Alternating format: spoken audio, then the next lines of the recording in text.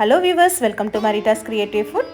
இன்றைக்கி நம்ம பார்க்க போகிறது ரொம்ப சுவையான டேஸ்டியான ஒரு ட்ராவலுக்கு நம்ம எடுத்துகிட்டு போகிற ஒரு சட்னி தான் பார்க்க போகிறோம். இதுக்கு தேவையான பொருட்கள் என்னென்னன்றதை பார்த்துருவோம். ரொம்ப சிம்பிள் தான். எல்லாத்தையும் நம்ம வறுத்து வச்சுட்டு அதுக்கப்புறம் தான் அரைக்க போகிறோம். இது பருப்பு துவையல்னு சொல்லுவாங்க. அதாவது 3 விதமான பருப்பை நம்ம கலந்து அதை துவையலுக்கு யூஸ் பண்ண போகிறோம்.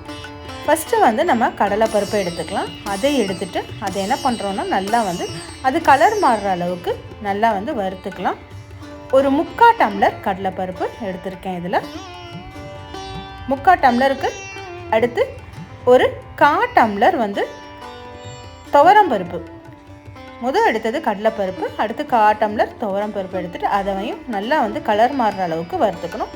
ஓவராக வறுத்திங்கன்னா கருகீரும். பார்த்து கலர் மாறுற அளவுக்கு கொஞ்சமாக வறுத்துருங்க. வறுத்துட்டு ஒரு பிளேட்டில் நம்ம போட்டுடலாம். இது நல்லா ஆறணும். அதாவது பருப்பு எல்லாமே நல்லா ஆறினா தான் அந்த மொறுமொறுப்பு கொடுக்கும். அதனால் சீக்கிரம் அரையும். அது இந்த மொறுமொறுப்புன்றது சீக்கிரம் அரைகிறதுக்காக. அடுத்து உளுந்த பருப்பு ஒரு 1/4 டம்ளர், கடலைப்பருப்பு ஒரு 3/4 டம்ளர் எடுத்திருக்கேன், துவரம்பருப்பு ஒரு 1/4 டம்ளர், உளுத்தப்பருப்பு ஒரு 1/4 டம்ளர். இது எல்லாத்தையும் சேர்த்து நல்லா வறுத்துக்குவோம். கடலைப்பருப்பும் கொஞ்சம் நிறம் மாறினோடனே அதையும் எடுத்து இதில் கொட்டிடலாம். ஆறட்டும். அதுக்கப்புறம் ஒன்றா நம்ம வறுத்து தான் இதில் அரைக்க போகிறோம். இந்த சட்னியை நம்ம ஒரு 2 நாள் 3 நாள் கூட வச்சுக்கலாம். ஃப்ரிட்ஜில் வச்சோம்னா ஒரு வாரத்துக்கு கூட நம்ம வச்சு சாப்பிடலாம்.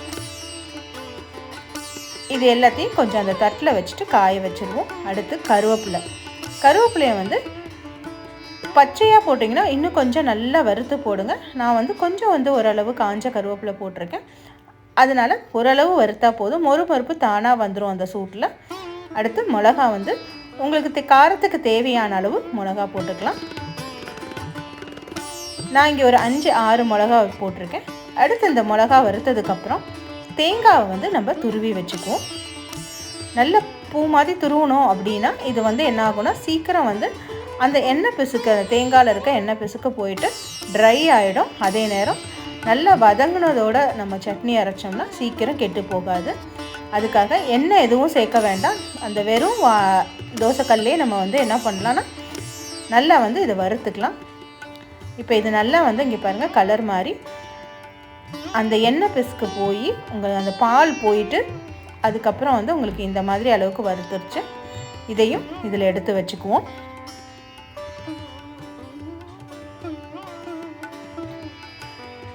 இதுவும் நல்லாவே ஆறணும். அதனால் எடுத்து வச்சுட்டு கொஞ்சம் நேரம் கழித்து தான் செய்ய போகிறேன். அடுத்து பூண்டு உங்களுக்கு தேவையான அளவு நான் அந்த முழு பூண்டை எடுத்து அதில் எல்லா பல்லையுமே எடுத்து போட்டிருக்கேன். இதில் ஒரு 30 பல்கிட்ட இருக்கும். அதையும் எடுத்துக்கலாம். பெருங்காயம் தேவையான அளவு பெருங்காயம் சேர்த்துக்கலாம். பருப்பு துவையல்ன்றதால பூண்டு, பெருங்காயம் இதெல்லாமே நம்ம சேர்த்துக்கிறோம். பெருங்காயம் பொடி கொஞ்சம் போட்டிருக்கேன். பெருங்காயம் கட்டி பெருங்காயம் எடுத்துகிட்டு அதையும் கொஞ்சோண்டு போட்டிருக்கேன் நான். இது கொஞ்சமாக போட்டால் போதும்.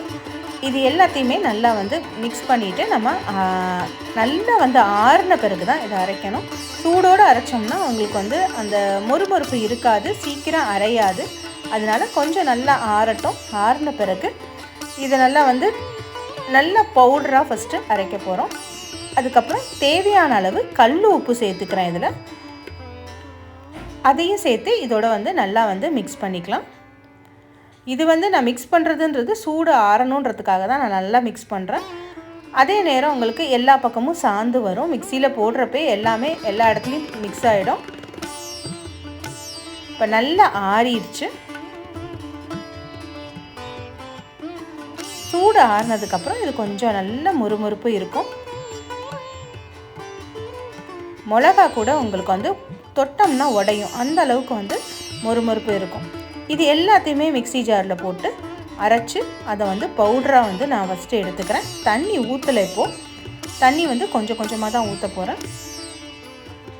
நிறன்னு அரைக்க வேண்டாம். கொஞ்சம் ரொம்பவும் அரைக்காமையும் லைட்டாக அரைச்சிட்டு கொஞ்சம் தேவையான அளவு தண்ணி ஊற்றி அதை அரைச்சி எடுத்தோம்னா நம்மளோட சட்னி ரெடி ஆகிடுச்சு. இதை தாளிக்கணும்லாம் அவசியம் இல்லை. ஏன்னா இது வறுத்து அரைக்கிற சட்னின்றதுனால அப்படியே நீங்கள் எடுத்துகிட்டு போகலாம். ட்ரை பண்ணி பாருங்கள். தேங்க்ஸ் ஃபார் வாட்சிங்.